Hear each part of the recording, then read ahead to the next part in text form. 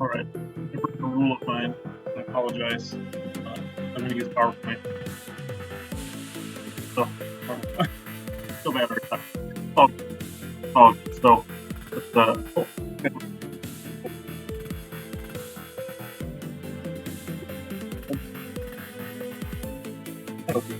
you don't want the 30-second delay.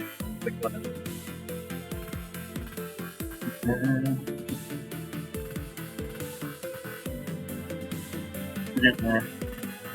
All right, now can you see that? Yeah.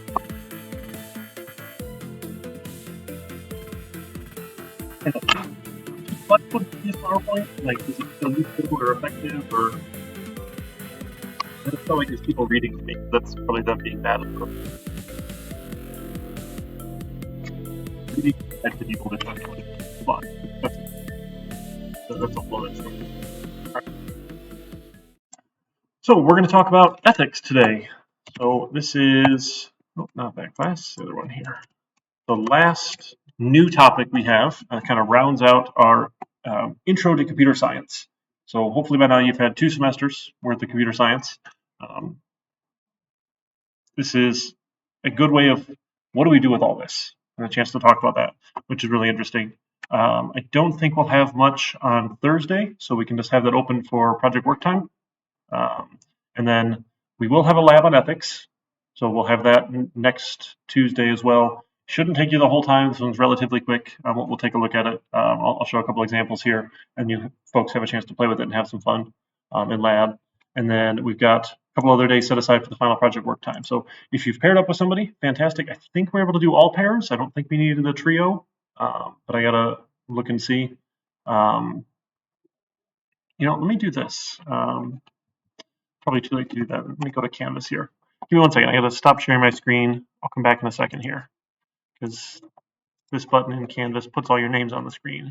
I probably shouldn't do that. That's probably a good idea. So I can make groups here. Let's do this. Let's make a new group for final project. And then we'll just make this be a self sign-up group here. So if we have 6 groups, you can put yourselves in groups here. And that way in the assignment here, I think I can assign it as a group. Let me double check. I think I can. This is, yeah. Oh no, that's that one. Group assignment. But still assign grades individually for final project. Okay. All right, I can put my screen back here. All right, cool. So I set up a group category in the people section in Canvas. So you can go through and self-assign yourself to a group with your teammate. And I think then we'll make sure we get all the groups of 2, and that way I don't have to do any math to count if we have 3 left over, because sometimes I get confused. So when you get a minute, go put yourself in the group there, and then you can actually submit one submission for the team rather than everybody having to submit individually, and that should work out nice on the final project there. I did mark that I'll score them individually because you get your points on your partner eval, right? Individual points for that. Please don't make this be a surprise for people. Right? If they're not doing what they need to be doing, you need to be telling them that, please. If they totally ghost you, then they're not going to get no points. Right? That would be unfair. But generally, you can work together here. It should work out well. And again, it's a good practice for the industry. It's really boring and lonely to work all by yourself. Never talk to other people and work together. So hopefully we can find a good sweet spot where we can work together and get a better result out of it here. Because really, this is a lot. There's a lot of pieces happening here. So if you just start writing code, it's gonna not go well for you. If you spend some time thinking about it, designing it, planning it, figuring out what classes we're going to have, what functions they'll have, and sort of testing that out, right? Validating that model. Is it going to work? Let's see what would happen. What does the flow look like here? What would happen in this loop? What would happen in this loop? What happens here? Right? What do we need to do? You can test and see without even having any code written if you think it will work with that process. That's a good way to work through it and think through it and plan it out. So we've done UML diagrams with the class diagrams. That's a nice picture worth 1,000 words. They really are.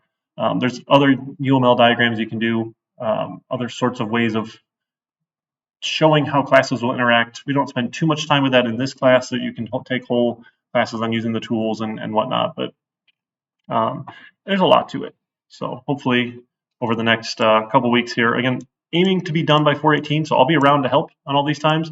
We will have lab time as well on 418 for the final project, so I'm hoping a lot of it can get done in class here, and not so much homework, but there'll definitely be some homework for it, and that I think is to be expected. But all the collaboration time, all of the time you spend designing and talking to each other should be useful, so you can figure that out there. All right, any questions before we move on to ethics? All right, awesome. So again, apologies. This is PowerPoint. This is weird. So just as a fun backstory for anyone who cares, my first semester teaching here was fall of 2016. They brought me in to teach the Python classes for the data science program. There wasn't a 2001 class yet because it hadn't run yet. So fall was the very first semester. So I ran 1501. I'm like, hey, do you want to teach another class? I'm like, okay, yeah, I like teaching.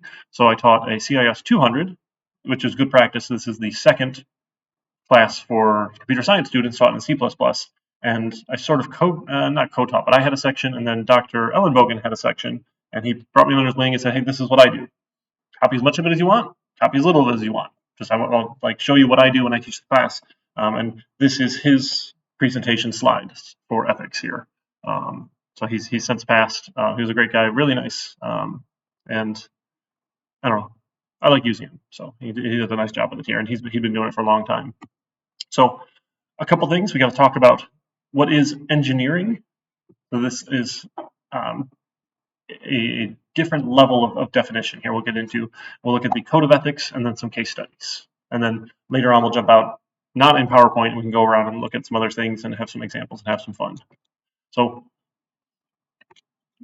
engineering as a profession, which is really interesting to use this specific word here. And I don't know if it's well known as a distinction. Like when you tell people this is a profession or this was a professional job, do people really know what that means? And I don't know, not necessarily. I don't know how well we teach this sort of thing, but the engineering specifically is a profession which you take all the things that you've studied, math and sciences, through study, experience, and practice. So it's a combination. It's not just the book smarts, right? It's not just the street smarts. I hate that phrase, but the experience, the wisdom there, and then you've actually done it. You've tried it. So you're applying all of those things, the things that you've learned, your experience, the wisdom you've gained in it, and just your practice, having done it and worked at it and getting better and better and better at it, is applied with judgment to develop ways to utilize economically, it's a fun word they stick in there, materials and forces of nature for the benefit of mankind. It's a cool definition. So this is from ABET. So ABET is an accrediting agency. So they actually accredit our programs here. So we can steal their terminology here. So this level of it's not just something you do is what we're looking at here. What makes it a profession? And specifically this engineering profession here. Data science, I believe, falls into this sort of realm here. Occasionally, some people like to be pedantic and argue about words, and they say computer scientists aren't software engineers, or software engineers are computer scientists, and all sorts of silly things. And I don't know, there's a lot for us to learn from the engineering disciplines, because people have been doing this for a lot longer than we've had computers to analyze and do all sorts of things, fun stuff with our data. So the rigor that they put into the engineering disciplines, we can learn from when we develop our solutions and follow their processes and techniques and things. So one of the things that we look at, we have asserted that we teach in our program that's accredited by ABET is an understanding of professional and ethical responsibility. So that's one of the reasons to talk about it now. You should be talking about it in other classes. There's a list of which ones have ethics components, which ones don't, and I can never keep them all straight. I apologize, but this hopefully will not be the only time you've heard of ethics and we talk about ethics in your studies here. So we do talk about that. So again, a professional, right? You've studied, you've experienced, and you've practiced. There's some level of education you have to achieve to meet that bar of a specific profession, and different professions define that differently. Like lawyers have a different level of degree that's required to become a professional lawyer, right? And you can, however you want to organize that professional body, professional organization gets to set their standards. They motivated by a strong desire to serve humanity. This is a little bit pie in the sky, rainbows and unicorns. I would love to believe that everyone who got into a profession is doing it to serve humanity and not just to make good money. But you can make good money and help humanity, so it's not a one or the other here. But whether or not that's the desire, I question sometimes, and that's okay. So engineering as a profession is an indispensable and beneficial need that we satisfy. This work has to get done, and it's beneficial. It's useful for this work to be done. It's good for us, good for humanity. We can advance all sorts of cool things and do better with data science, software engineering, all sorts of things. There's discretion and judgment that's not necessarily subject to standardization. This is an interesting topic, especially when it comes to medicine. I work with a lot of doctors, and standardizing medicine has good things and it has some bad things. And there's kind of these trade-offs here that you'd like to say that everyone who walked into the emergency room with these conditions will be treated the exact same way. But there is some discretion and judgment that goes into it that is kind of hard to standardize. Now, and this is also sort of why it's really expensive, because if everyone who walks in the door gets 50 gazillion labs run because they don't want to miss anything, you've got to pay for 50 gazillion labs, even if their discretion and judgment says, I think they just have an upset stomach. Right? It's just, what is that? Oh my goodness. Acid reflux or something. It's not a heart attack, it's just acid reflux. But they don't want to get sued, so now they're going to run 50 gazillion tests for your acid reflux. All right.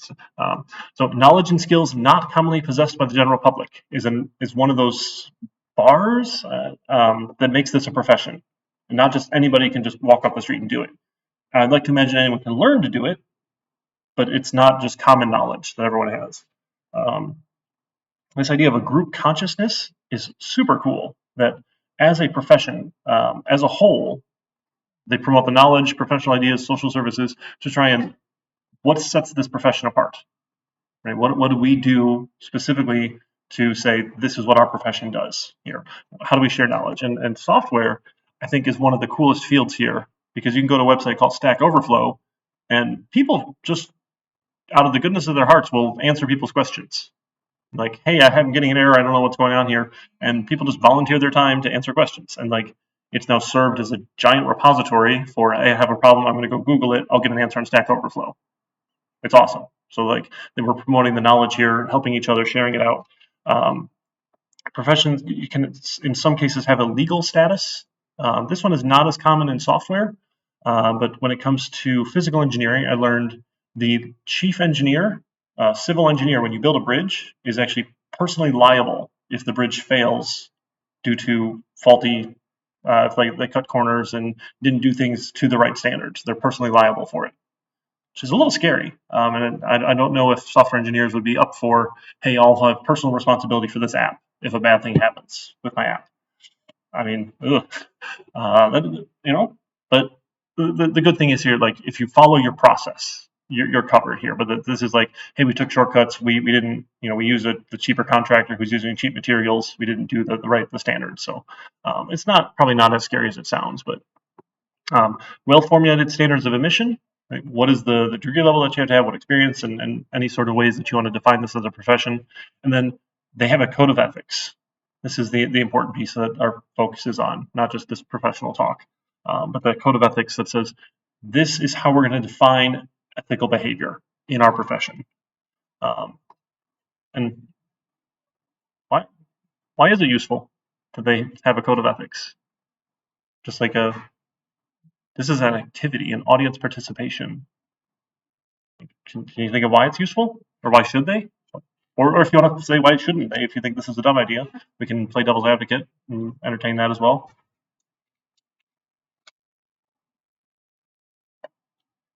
No, I mean, ethics kind of make sure that well, that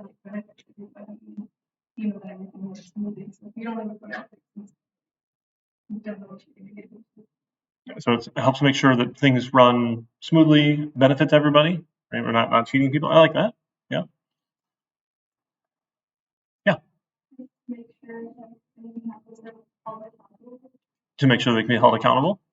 Yeah. So you've got a code here that we can say this is what you've agreed to, right? And if you've violated that, it's very clear. I like that.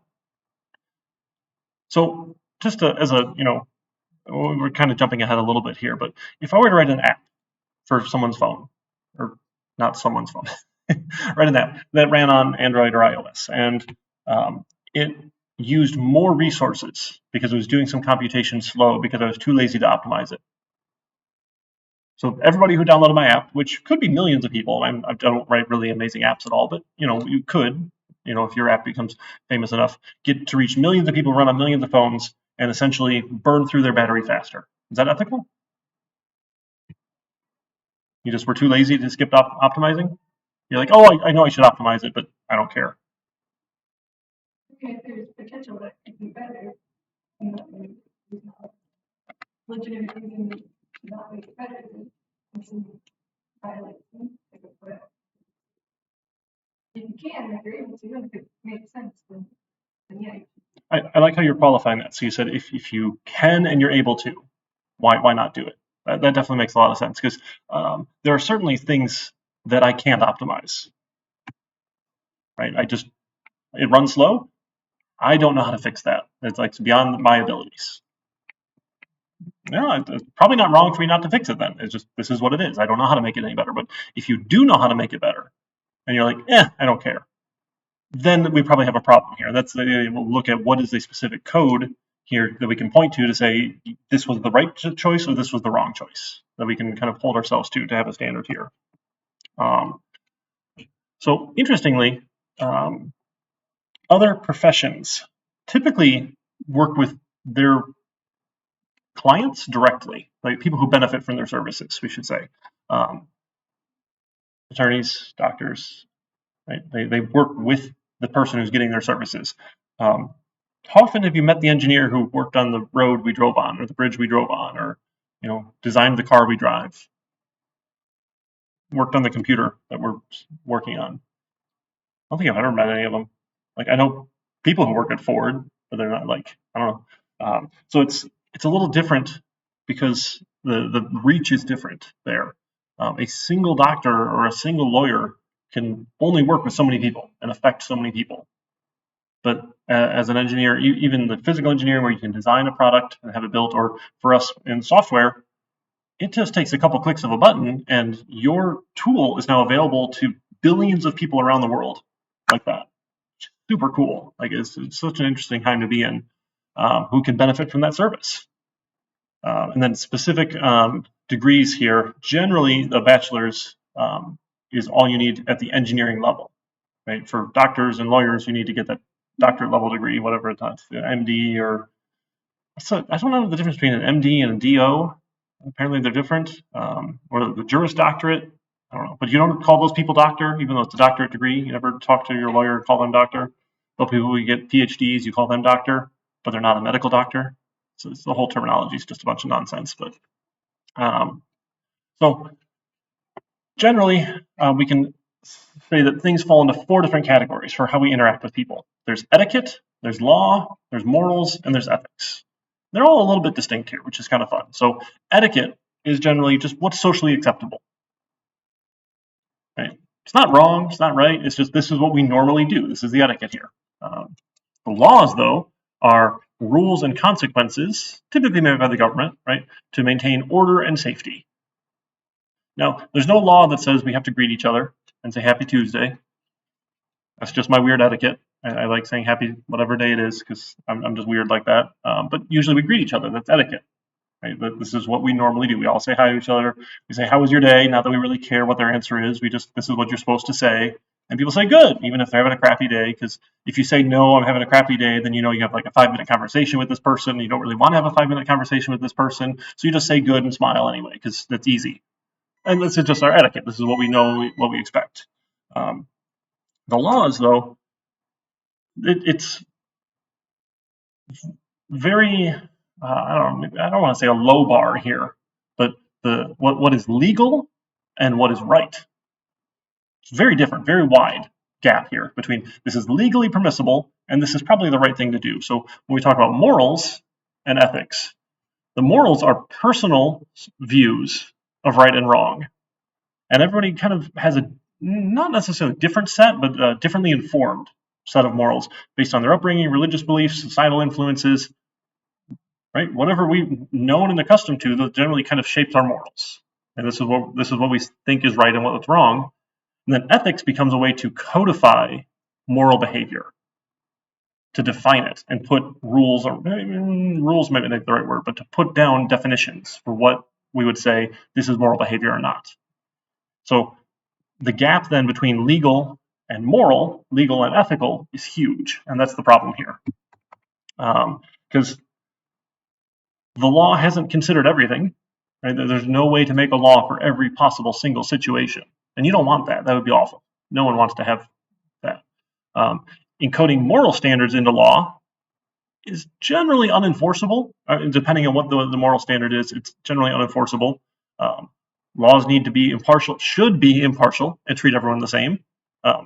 Laws have to govern observable behavior, and you can have laws enacted by immoral regimes. Right? Just look at the laws in North Korea.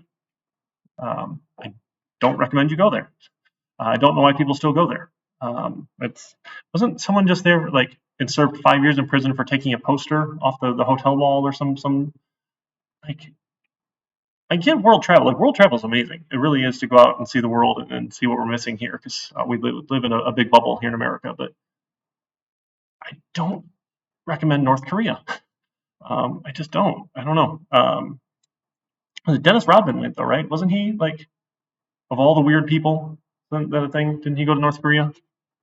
Pretty sure he knows the guy. Hang on. We have to Google this. Dennis Rodman, North Korea. In the Washington Post. Okay, so we can read a whole. Oh man, I have to sign up here. I hate paywalls. I like good journalism, and we should pay journalists for good journalism. I just hate paywalls. Is that ethical? Oh man, this is perfect for our discussion. Is it right for me to bypass the paywall and find a way to read the article without subscribing to their service and paying them for it? Probably not. They've asked you not to, right? They give you a mechanism to do it. It's not hard. Right? No credit card, no obligation. I just have to register here. I just don't want to give them my email address. All right. Anyway, so that's okay. So where were we? Oh, did it not save my? Oh, I just alt tabbed. I just saved my page. Right? I'm so confused right now. No, thought I just hit alt tab. Thought I did. Anyway, so a couple of different examples then. And I know I'm reading to you. I apologize, or you could read it too. Sure. How about example one? It's new. There's no law for it. We can dump away. We're not going to get a penalty for it. The right thing, the wrong thing. Right? Morally right, morally wrong. For number one. Yeah. But if we know it's harmful and we just go dump it anyway, that's pretty easy to say this is bad, even though it's legal. Still a bad thing. How about two?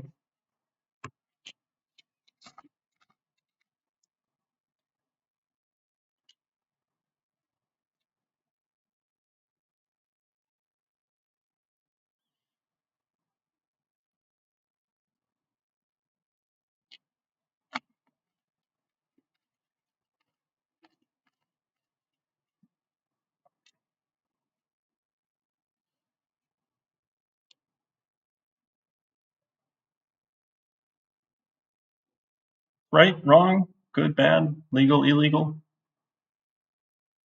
I mean, the government doesn't do it, so it's like illegal, what I do, immoral.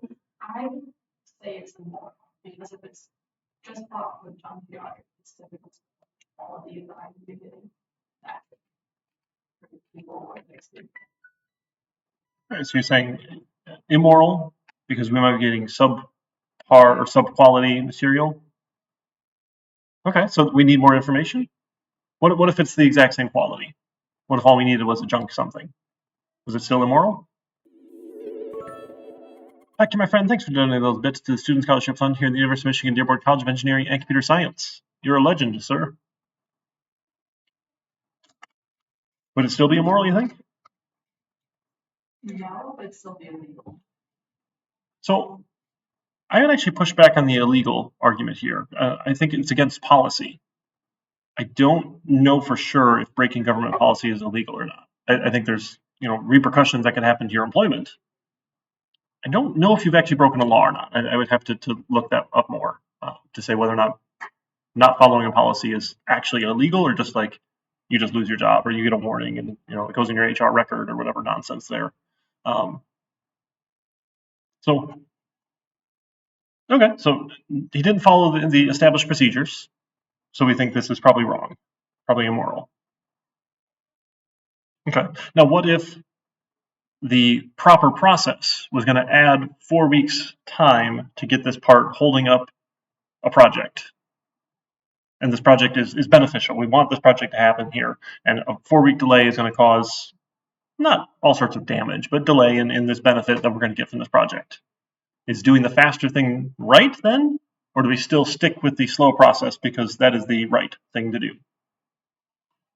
I guess it depends on like your application stuff. Because if it's like you really need it really quickly, it's gonna help a lot of people, it's gonna be like this great thing, but you just need it right now. Almost like bureaucratic, process is gonna get in the way of that. It's not gonna make, it's not gonna cause a lot of problems in the future that you get it somewhere else and then just deal with it later. And I feel like it would be like more on the sense because you're kind of compartmentalizing and saying like, oh well, the benefits are greater than the consequences. So we just go with the greater benefits. So try and weigh what is the benefit of doing the shortcut versus what is the loss of following the process and seeing which one is greater. And what if that's hard to quantify? Right? Or what if it's still just dollars? What if it will save $1,000 to have this project done sooner?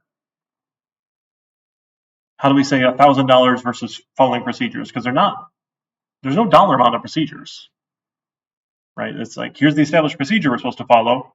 Here's saving money. I don't know how to weigh those. Does that make sense? And that's hard, and that's why we have a lot of gray areas when it comes to ethics and morals. Because what do you think is more important, following the established procedure or saving money? And especially if you work in the government, saving money is like saving everybody's money. I mean, you guys might not pay taxes, but I'm sorry, that's probably a bad joke. But is it saving the taxpayers' money a good thing, or is following the established procedure a good thing? They're both good. Which is more good, and it's hard to measure. So, all right, this is trying to push it a little further here. In some moral codes, to think a bad thought is equivalent to performing the act. Can we write a law to ban bad thoughts? No, we just can't do that, right? You can only govern observable behavior. Like, there's no thought police, thank goodness. It's or what is that? The whole movie about future crime. Remember that? I'm pretty old now thinking of that, but it was pretty neat. You remember the movie? You guys don't remember that movie, do you? Hang on, I'm gonna look now. Future crime movie. No. Oh. Minority Report. Okay, it's 2002. Okay, yeah. Wow, that is a while ago. Wow. You don't realize you're old until like you're old all of a sudden. So, the whole premise of the movie was they could see into the future and would stop people from committing crimes that they were about to commit in the future.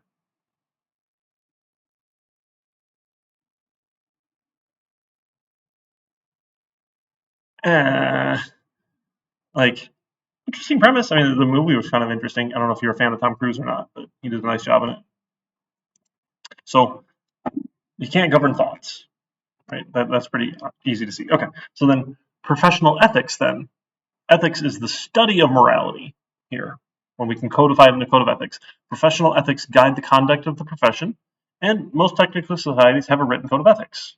This is when you ascribe or join the professional society, you are also ascribing to the code of ethics. Say, I will do this in my professional behavior here. So in the engineering ethics, they have principles and they have canons. Some people just like words. So principles define the behavior, and then canons expand upon it with the set of rules. So you might say engineers uphold and advance the integrity, honor, and dignity of the engineering profession by, here's some things. Here's our principles. using their knowledge and skills for the enhancement of human welfare, being honest and impartial, serving with fidelity the public, their employers, and their clients, striving to increase the competence and prestige of the engineering profession, and supporting the professional and technical societies of their disciplines. So going from principles then into the canons, then further expanding and supporting these things. So these are like pretty lofty goals here to say, this is our code of ethics we're going to codify, right? So there are things you can work on that we could argue don't enhance human welfare. I actually work with several people who no longer work in the defense industry because they had moral issues with their work. That one's a hard one, and I don't want to tell people what's right and wrong here. Some people like to take the side that says, "Hey, the best defense is a good offense." Yeah, I can see the argument there, but also like using your skills, talents, and abilities to make weapons that kill people. And that's hard. Are we enhancing human welfare? Maybe, and that's really hard to do that trade-off. All sorts of the drone technology that we have in the military, that's scary stuff. Said that's for good reasons. I mean, but we have documentation now that like we've done bad things with them. So I don't know. I have a very hard time with that. I'll just be honest. Like I don't think I would work in the defense industry, but don't take that as a condemnation of what they do. At some point we still do need to have defense capabilities. As you can easily see in Ukraine, this becomes an issue. I would not imagine that in 2022 but okay. The world is a weird place, real weird place. All right. So some canons that support them, right? You hold paramount the safety, health, welfare of the public and performance of professional duties, perform services only in areas of their competence. This is a nice big one here. Like, don't do something you don't know how to do. It makes sense. Like you could be learning, but don't be the lead engineer on something that you have no idea what you're doing, right? No, there's nothing wrong with being a junior engineer, like learning, okay, I can do some of this stuff here, right? Issue public statements only in an objective and truthful manner. Act in a professional manner for each employer or client as faithful agents or trustees and avoid conflicts of interest. Build professional reputation on the merits of their services, not compete unfairly with others. Act in a manner such to uphold and enhance the honor, integrity, and dignity of their profession. This one always bothers me when we deal with malware and hackers. I get so upset. It's like that makes everyone trust us less. Like, oh, what do you do on computers? You're just going to go, break things and steal things and block stuff out and ransomware. Like, no, most people don't do that. Those are the bad people. I don't know. That just makes me sad. Like, you have so much talent. Like the amount of talent that goes into writing malware is crazy. They could do so many good things, and instead they want to write malware and take Bitcoin from people. Right, and continue the professional development throughout their careers and provide opportunities for the professional development of those engineers under their supervision. This, I think, was super cool to see. Not only do you have professional development, but you provide opportunities for those under your supervision. We're building people up, and we'll talk about, we've got a case study later.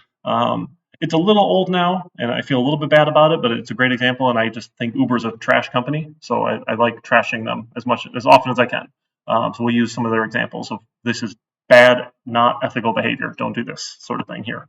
So when you settle conflicts, factual issues are the easiest because it's not very abstract. You have one fact and you have another fact, right? Applying is a little bit harder. Conceptual is even harder, and moral issues tend to be the hardest conflicts to settle because it's so abstract. We don't necessarily have anything concrete here. We just have the ideas. And, well, is it better to save $1,000 or is it better to follow your policies and procedures?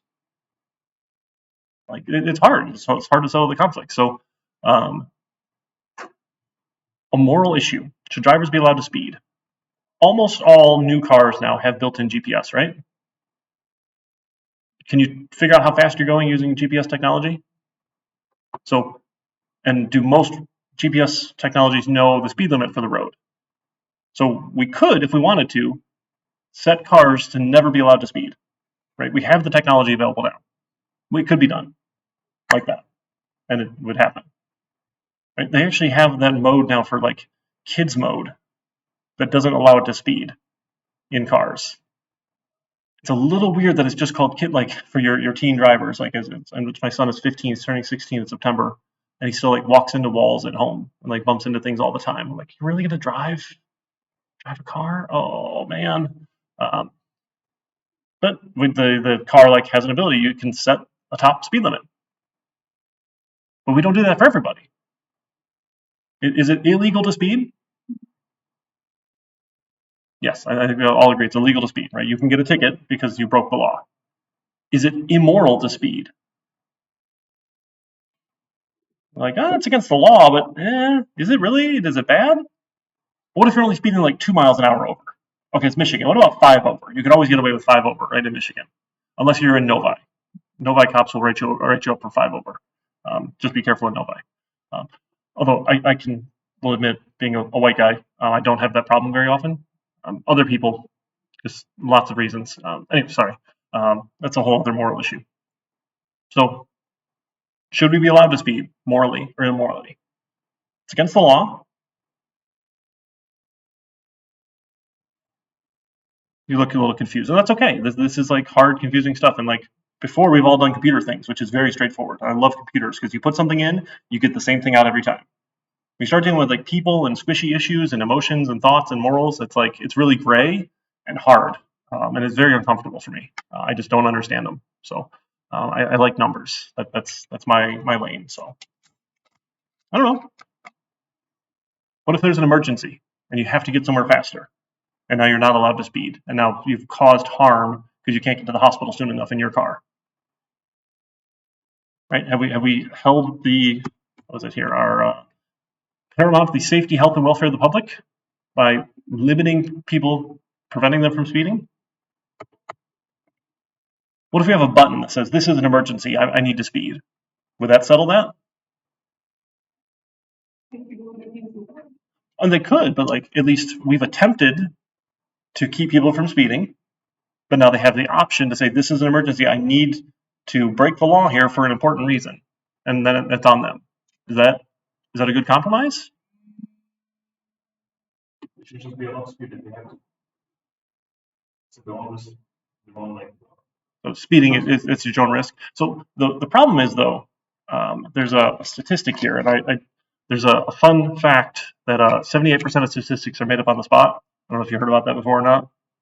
So you got to be careful what you say, but it's a percent of driving accidents while speeding. So 29% of deadly car accidents occur as a result of speeding drivers, according to Forbes. And this is the first number I found online. It must be true.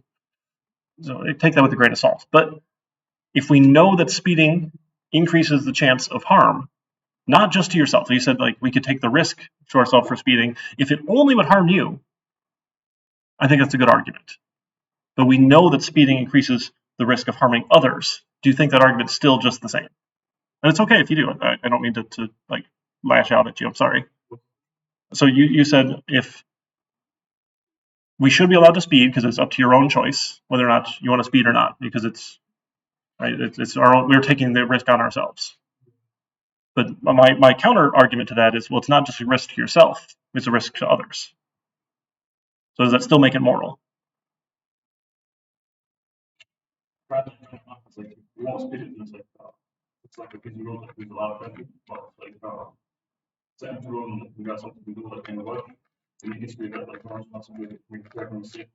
Okay, so you think we've personal judgment and can say, hey, this road is empty, I can speed because there's no one around, and if the road is busy, my judgment will say, no, speeding is a bad idea now. Yeah, I mean, I would like to assume most people are intelligent and can make that sort of judgment call. I'm losing my faith in humanity a little bit, but that's maybe that's just my problem here. No, so that's a very hard moral conflict here to say is this right or wrong. What about conceptual? Speeding is without adverse driving conditions, driving more than 70 miles an hour. But if there are adverse conditions, is driving at a speed that will cause an accident. If it's snowing and icy, going 70 miles an hour on the freeway is still speeding, right? That's the speed limit here. We're supposed to drive according to the conditions. Or maybe a little bit easier, a specific application here. So not just conceptually here, if we define speeding, but conceptually here. The road was slick from light rain. John's speeding. Is he speeding when he's traveling 55 miles an hour on a highway posted for 70? There's some light rain. It's a little slick, but going less than the speed limit, is that still speeding? Well, he skidded. He skidded off, so he lost control. Yeah. So then why does that speeding that was separated? Driving at speeds that will cause an accident. So his speed was sufficient enough to cause an accident. Okay, that's pretty easy then. Or what about if the police radar gun or my speedometer? Which one was out of calibration? Here. Right, knowing the facts here. Was I actually speeding, or was the radar gun out of calibration? Or maybe my speedometer on the car is out of calibration here, because who knows? Right, there's more facts we can gather.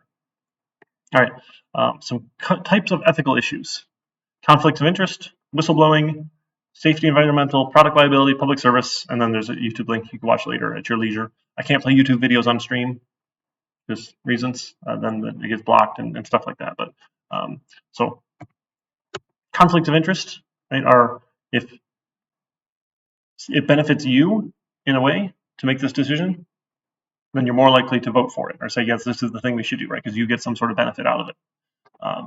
Whistleblowing is when you are telling someone else that generally your company is doing the wrong thing, that you're aware of it here.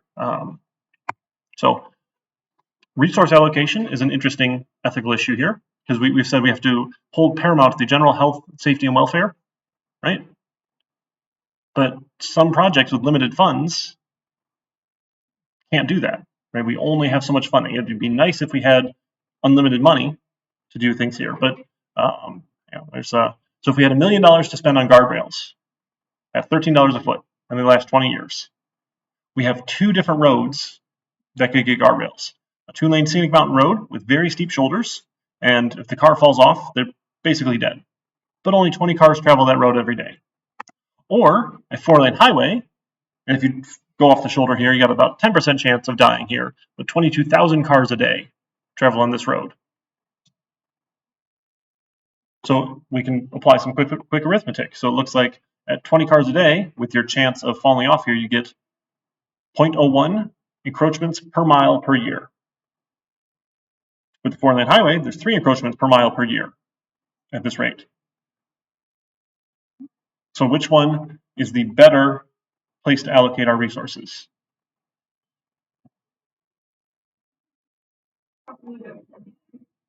I think the 4-lane highway, because 3 encroachments per year at a 10% chance of death here, right? That gives us a 0.3 deaths per mile per year versus the 0.01%, right, with a 100% fatality rate. So still 0.01 encroachments per mile per year. So 0.01 deaths per mile per year, right? That's a whole lot more on the highway, right? What about if we're designing a bridge and you help with some parts of the design and it gets entered into a competition, but you don't credit the engineer? Is that ethical? No, because you're supposed to issue public statements in an objective and truthful manner. Failing to credit someone is not objective and truthful, and avoiding all conduct or practice which is likely to discredit the profession or deceive the public. You've deceived them by not crediting someone else. That's a bit of a hard take on that, but it's true, right? Leaving off someone is deception, right? And some other sections here. Oh my goodness, lots of discussion here. Yes, unethical. Okay. How about engineer A works for a defense contractor reviewing the work of subcontractors? You find out certain subcontractors have made submissions with excessive costs, time delays, or substandard work. You tell management they should reject them and require the subcontractor to correct the problem. After an extended disagreement about the subcontractor's work, management places a warning on engineer's file, places them on probation, saying you'll get terminated if you keep complaining. Do you have an ethical obligation? Must you do this? Or do you have an ethical right? If you want to, you can do this to continue your efforts to secure change in the policy, or to even report concerns to the authority, report your contractor employee through the whistleblower process. Do you have an obligation or a right? So they are different here. So we would say an obligation is you must do this, right? It's completely violation of our ethical standards. You have to stop, or you have to do this thing here. That's the obligation. The right is, if you feel strongly about it, you can take this ethical stand. So there's a big difference there. So it's substandard work, excessive costs, time delays, right? And some of the pieces we looked at, some of these starting ones. Serving with fidelity, the public, their employers, and their clients. I think some of these other ones were useful too. Professional manners, faithful agents or trustees. Okay.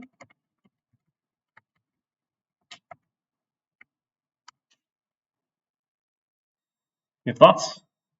This is one we have to report and keep on complaining about, even though the company says they're going to fire us. Or if we want to, we could. I mean, if you're violating, the ethics that everybody agrees on, right? And if someone violates that, why wouldn't you, like, at least confront them about it, right? You're not going to click on the move that, right? When you violate what you make yourself. So I'm not sure it's completely clear, because this is a subcontractor. I don't know if the excessive costs get passed on. I feel like they probably get passed on, right, as a subcontractor. Like someone else is paying for that excessive cost, right? Not the company's just not making enough profit, as much profit, right? I think that makes a big difference too.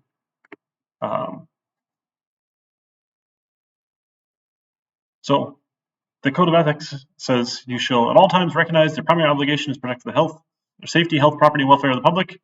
If in their professional judgment is overruled under circumstances where the safety, health, property, or welfare of the public are endangered, they shall notify their employer or client, or such other authorities may be appropriate. So there's no, maybe with substandard work, there's some health things here. I don't, that's not very clear. We don't have enough data there. Property, if it's costs, property implications here, I think, right? Safety with substandard work, possibly. So he notified their employer. Right? We took that step. The engineer took that step, notified the employer. Is that it? We told them this contractor's not doing what they're supposed to do, and they said, we don't care. Or essentially, I mean, it's not super clear in what happened here, but a disagreement about it. Maybe they think it's fine. You're just being too picky here. But like in your professional judgment, you're like, this is substandard. This is crap. So you shall not complete, sign, or seal plans or specifications that are not of a design safe to the public health and welfare, in conformity with accepted engineering standards. If a client or employer insists on such unprofessional conduct, they should notify the proper authorities and withdraw from further service on the project. This is the obligation part here, right? If it's going to be not safe to public health and welfare, now this is not, you notice the property here is gone, right? This is just safety, health and welfare issues here are the obligation. And if it's actually unsafe, we're saying the Code of Ethics says you have an obligation to withdraw, notify the employees or the authorities. If it's just property, you need to tell them. You don't have to withdraw, right? So we can find these specific details here. So it doesn't endanger the health, right? If you feel compelled to be a whistleblower and report it to the authorities, you might lose your job, right?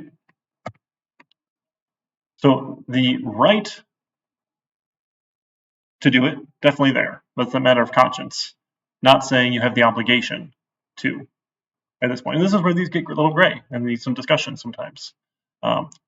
Only withdraw if it involves endangerment of the health, safety, and welfare. So extra costs, I tell them about it, but you don't have to quit over extra costs. So yeah, you don't have an obligation, but you have a right to do so as a matter of personal conscience. This is fun, right? You like reading PowerPoint? um, so we expect people who are professionals to behave in an ethical manner. Right? Conflicts do apply or do occur. Right? We have conflicts a lot, and it happens. You might apply various moral theories to settle your moral issues, right? Because that's really what it is. We've codified in our code of ethics. We said this is the moral right and wrong here as a code. And resource allocations is hard. It really is.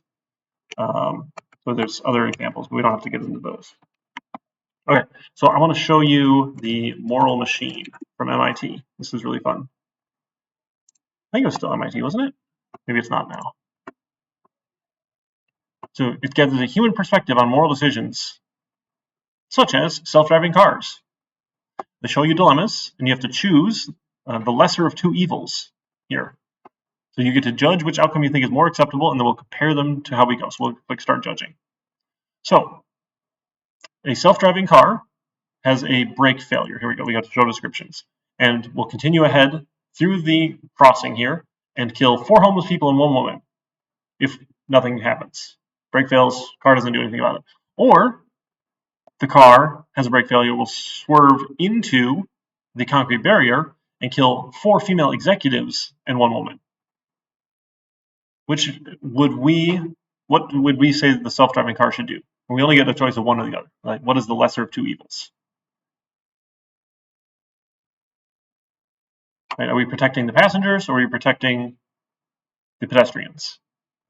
If you want, you can be more interesting about it and say, oh, we're just killing homeless people. But I don't want to go down that road, if that's okay with you. It makes some choices later, which is a little bit nonsense, but that's okay.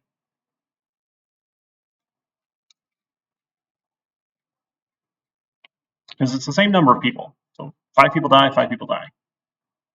So are we protecting passengers or protecting pedestrians?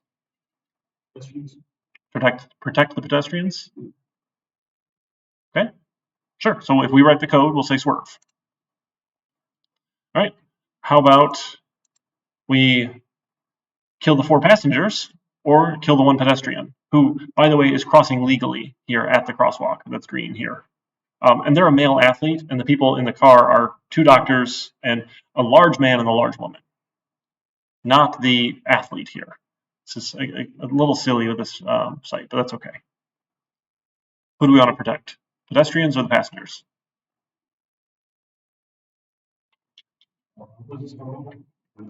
I'm sorry? It will result in this person dying or the passengers dying. There's no other option here for us. Okay, is that it saves the most lives in this point? Okay.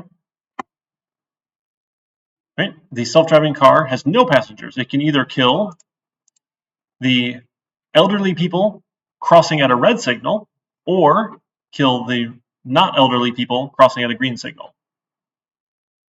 Still same number of people die. But we can kill the old people crossing illegally or kill the middle-aged people crossing legally. The old people? Is it crossing? So it should be open, right? There shouldn't be passengers here at this stop block. Okay. All right. Do we want to kill 2 homeless people, a boy, a dog, and a male athlete, or 2 homeless people, a boy, and a dog?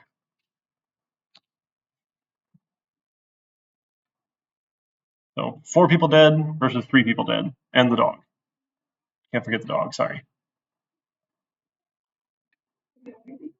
Oh, and the 3 people are crossing illegally, and the dog. 3 people. Okay. Single passenger can either kill the passenger or kill the pregnant woman. Oh, by the way, the woman in the car is a large woman. She's not an athlete. It shows up in the stats later. Yes, that's right. She's crossing legally. Okay. Kill the passenger. All right. 4 passengers dead, or 2 female executives, and then 2 regular women. They're not executives. They're just regular women.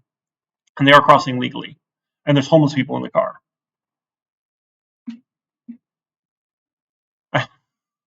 You can make up your own later, which is fun too. And we'll do that.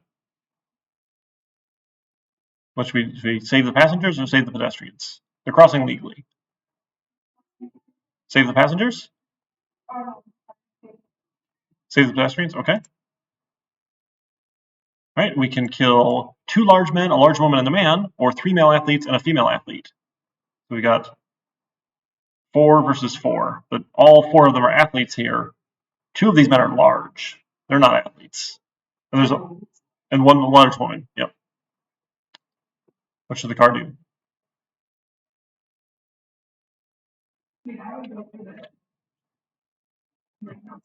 Not swerve. So same outcome, just don't swerve. Same number of people. 2 passengers, a cat and a dog, or an elderly man and a male doctor. I think we say bye to the cats, right? Oh, they are crossing illegally. That's true. The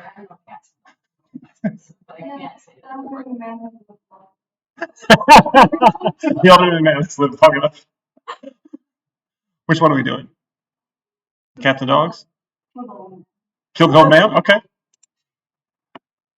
All right. We have 2 men and a large woman, or 2 male athletes and a female athlete.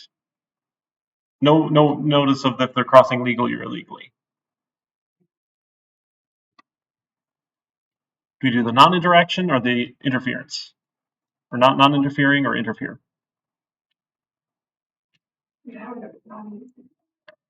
Non-interference. All right, we can kill 5 passengers or 2 pedestrians crossing legally. By the way, some of them are doctors. I feel like they want you to make these silly choices. Like, let's kill the homeless people and save the doctors. They're obviously worth more. Like, it's not my favorite with these random scenarios, but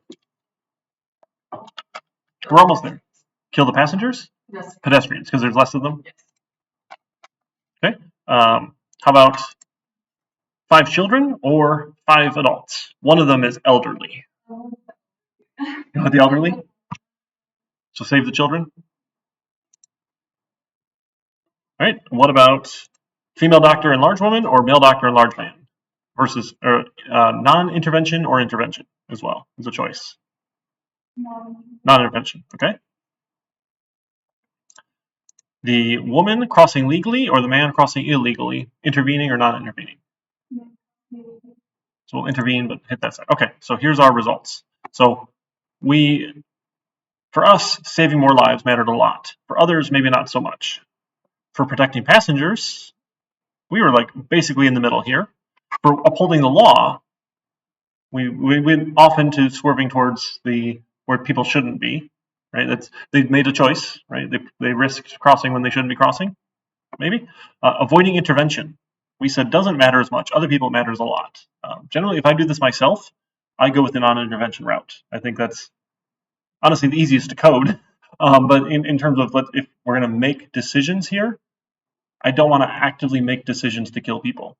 So like if it fails, it just fails. We're not going to do anything else. But that's just one particular take I have on it. Aside from lives mattering a lot too. But if there's no change in lives, we just don't intervene. I don't know. A gender preference. We definitely prefer females somehow. Species preference. Prefer the pets? How do we? Because we had that one where we said. Oh yeah, that's right. Other people prefer the humans. Age preference. We prefer the younger people. We kill the old people. Fitness preference. How did this even happen? We prefer the fit people, apparently, the athletes, to the large people. And so social value preference. Oh, sometimes there's criminals that you can run over to. We didn't get any of those in our chance, though. Okay. Would you like to help us better understand your judgment? So this was a study done. I thought this was MIT, but maybe not. Data collection, opt-out complete. Yeah, okay. I want to do that. Really, who was this? Max Planck Institute? I don't know who this is. Well, I can't select the text. It's like a picture here. It is. Like, what is going on here? Okay. But we'll have fun with this. We'll do this in the lab. We can come up with your own scenarios. So you can design scenarios here. to come up with what do you think is right. Someone had proposed a altruistic dial on a self-driving car. This idea of giving people choice. Hey, I've got my emergency button to speed here. You can take the dial and you can say, protect me at all costs as the passenger, or you can turn the dial to protect the most lives at all costs, and let people make that choice. Right? It's putting it into their hands is sort of interesting. I don't imagine many people would take the dial off of protect me at all costs, because that's generally what we naturally do as humans. We want to try and protect ourselves. Thankfully, I've never been in a situation where I'm driving a car and it's going out of control and will kill people, or me. I would have to say drive it off the cliff, or drive into people. But if we let people have the choice, that's kind of cool. And then the other idea, maybe a criticism, maybe that's fair, is that if we give people in the car the choice, now we're no longer legally responsible for if the car runs people over. Maybe, because the big fear is who has legal responsibility if a self-driving car injures someone. It's not the driver, right? Right now you sue the driver, right? As a driver, you can be sued for hurting people. That's why we all have insurance and all sorts of other fun stuff. But for a self-driving car, there's no driver. So do we sue the company? Do we sue the owner of the car? And it gets a little gray, and I don't think it's been tested well in the courts yet. I think Tesla had a case, maybe, but they have all sorts of warnings about theirs. It's just a beta, and you have to be paying attention, and it's not actually full self-driving, even though they advertise it as full self-driving. And I don't know, Tesla does a bunch of shady things, real shady things. I almost bought one, and then their website really turned me off because it advertises the price of the car after the tax rebate and gas savings. It's like, hey, you can get a Tesla for $32,000, but you actually have to write a check for like $42,000. Like, no, that's not cool. I'm not buying a car from you. So, so we'll have some of it ethics, and then we'll look at the Uber case study as well. So we'll do that in lab. There's an interesting project they had called Grayball. It's got a whole history. We'll talk about it more in lab, but just as to get you thinking about it. So it started off when in Europe, I believe was what the article said. Taxi cab drivers would call Ubers, pull the driver out, and beat them because they were not working for the taxi cab company and like scabbing and all sorts of stuff here. So they came up with this product or part of Uber called Grayball that would keep a user who is known as an abusive user from getting a car. And all sorts of different ways of tracking it by credit card number, location, whatever stuff they use to track it here to protect their drivers in Europe. Seems very reasonable. I'd like to imagine, right? We're going to protect our drivers. That tool was then moved to use in America when cities were regulating the use of Uber, saying, no, you're not a regulated cab company, you can't operate here. They would use Grayball to keep police officers from hailing Uber cars to give tickets to the drivers, saying you're operating illegally, you don't have a cab license, you can't do this. So they would use that tool then to circumvent established law and procedures here in America. Now I think we can argue very easily that's a problem. This is an ethical issue here. Right, and we'll look at that, and I'm going to do a little write-up on the Grayball and cite our ethical sources. So there is a software engineering code of ethics. This is a little bit more applicable. I don't know if there's a data science one. Data science code of ethics. There might be. Data Science Association. Look at that. I don't know who these people are, but it's the first hit when I searched. This is just a bunch of definitions. Here, okay, code of conduct. This is similar. I don't think it's exactly the same thing for us here, but what do they have? Client relationship, competence, scope of professional services, communication with clients, right? Oh man, that was too much Zoom. Diligence, promptness, reasonably informed, confidential information. That's a fun one. Conflicts of interest. So we've got a lot of similar things here. Evidence, quality of data, quality of evidence, all sorts of good stuff here. So this is not quite as much here. I think the software engineering code of ethics is a little better here. So IEEE and ACM. So two large organizations here. So IEEE is, I forget what they stand for, and ACM is Association of Computing Machinery or something. They're two large computer-based organizations. Have a joint task force on software engineering ethics and professional practices. So they came up with 8 principles here, and then the canons to support. So we'll talk about the principles, and then we'll find specific canons to support our letter to Uber telling them the gray ball is trash and they need to stop doing it. It was part of the exercise. So to the public, software engineers shall act consistently with the public interest. Now this is a little bit less than what engineers had, right? That we saw from the ABET rules here. This is just public interest, not public health, safety, and welfare. Just public interest. Interesting. Shall act in a manner that's in the best interest of their client and employer consistent with the public interest. Okay, software engineers shall ensure their product and related modifications meet the highest professional standards possible. This is fun when it comes to testing and unit tests. Right? What is the highest professional standard? You want to test the code. Does it have to be a unit test? No, it just needs to be tested. So however you want to have that as your judgment here makes sense. You don't put code out there that hasn't been tested. That's just a big no-no. Maintain integrity and independence in the professional judgment. Software engineering managers and leaders shall subscribe to and promote ethical approach to the management of software development and maintenance. This is like almost like a recursive definition here, right? I think that's fun just because it's software. Software engineers shall advance the integrity and reputation of the profession consistent with the public interest, shall be fair and supportive of their colleagues, and shall participate in lifelong learning regarding the practice of the profession and promote an ethical approach to the practice of the profession. So those are the principles here from the IEEE Code of Ethics, and then it goes into the full version here with canons to support it all here. So lots of fun stuff we'll get into. No thanks for lab. So Thursday's work time. I think we've talked enough about ethics. We'll have our lab time come next Tuesday. That'll be the last lab where you have anything to work on. And then we've got final project work time, 11th, 13th.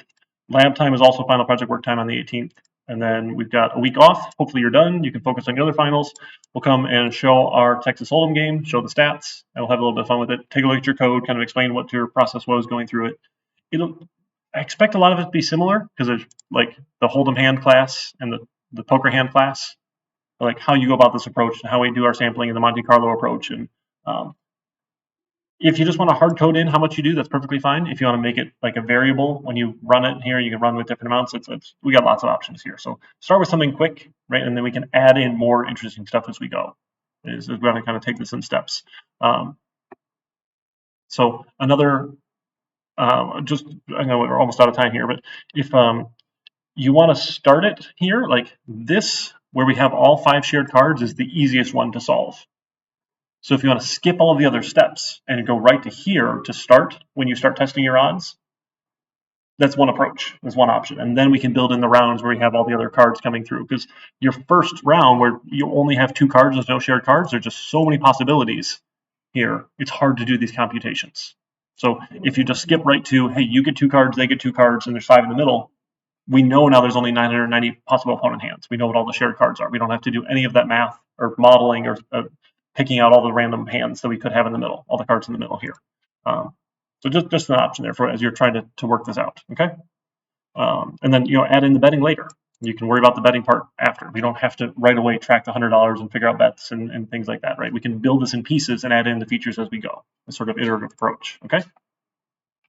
All right, awesome. So I will see you folks Thursday if you want to come for project time. Happy to jump around, answer questions, get you pointed in the right direction. Really, I'm super thrilled when everyone presents a final finished working product that's perfect and everyone gets 100% in the final. I love that. So if you're not there, ask me.